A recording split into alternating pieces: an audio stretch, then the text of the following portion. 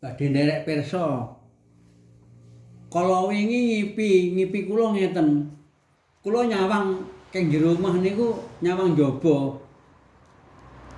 Lek nandur tebu niku ampun kembang to, ngoten lho. Wite tebu niku lho kembang wisan. Padahal urung suwi kok gelismen ngoten. Kembang ngoten niku naman.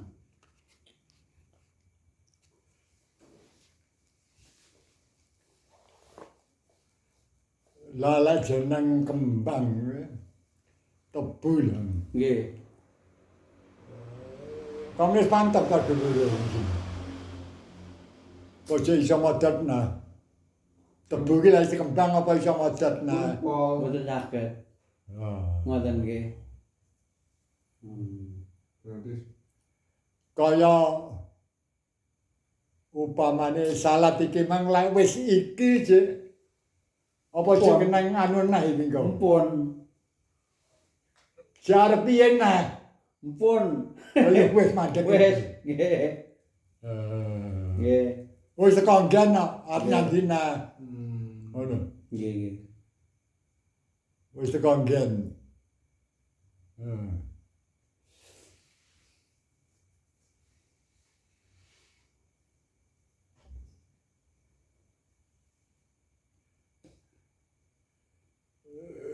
Lha iki lek delok perjalanane amrih teko kene bae. Pertama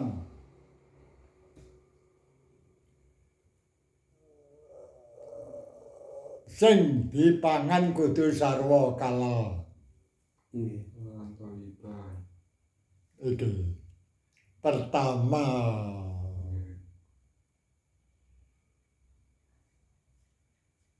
tingkah laku sarwa kudu olah ridane Gusti Allah. Aja nganti tumiba maksiat.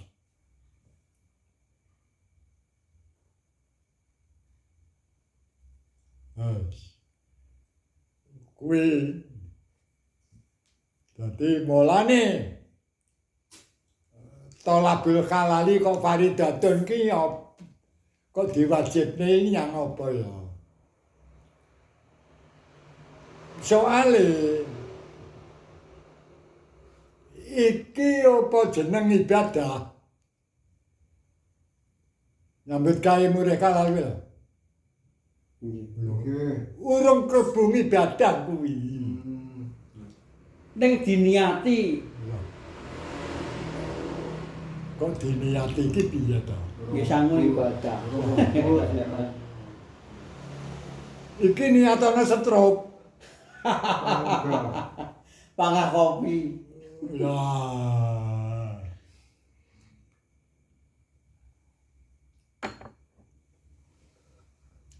Ya keneng ae kuwi mang diniati ibadah.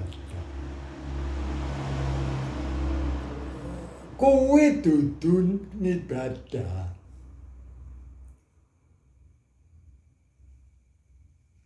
Undang-undange apa ae? Ya tawasalul wajibun sing dingge mraboti nindakne perkara sing wajib bahwa wajibin. Goleke kuwi wajib. Ngono.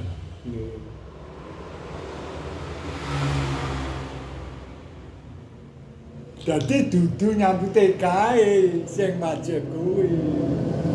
Dadi rene nyambut gawe iki prabote ibadah. Dadi prabote nyambut gawe ibadah iki wajib. Ngono.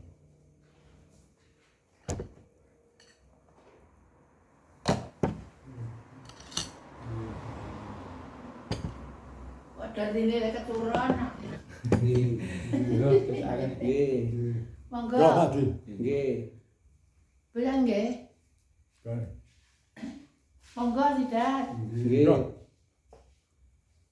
Lah ngene. Sampean arep garap sawah mluku. Ya. Garune ama. Sampean dandani garu kuwi apa wis garap sawah? Dereng. Awake garu. Kuwi mek prabrot alat dinggo garap sawah. Nggih. Mergo garap sawah iki wajib. Dandani iki dadi wajib ngono. Nggih. Dadi kegawa.